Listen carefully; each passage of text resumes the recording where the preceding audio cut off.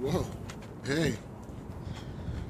So, you're going into a meeting. What's your thought process? You think about things you want to accomplish, and you think about all the things that may not work out for you, right? Okay. So we're gonna use a little bit of Torah. We're gonna learn a little bit of Torah really quickly, so we can diminish fears as we move forward, right? Okay. So we're gonna look at the story of Moses.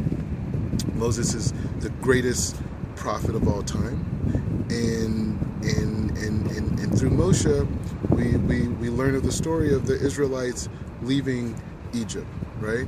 And so, in that story, in the beginning part of Moses' rise to greatness, God comes to him and shows him this new reality for the world, for all of humanity. And the first thing Moshe, being this humble person, he says to God, and I'm paraphrasing, he says, God, wow, this is amazing, but, I'm not the guy, I'm not that articulate, I don't know how to talk that well, and I'm just, I'm a regular guy, in essence, that's what he said, and the significance of that idea, just that idea, God coming to Moses and saying, you're great and you're going to achieve greatness, and the first thing Moses does, he gets scared, and he says, hey, you know what, I'm not that great, you may have got the wrong guy. What do we learn from that? What do we learn from that as I go into a meeting? What do we learn from that? We learn that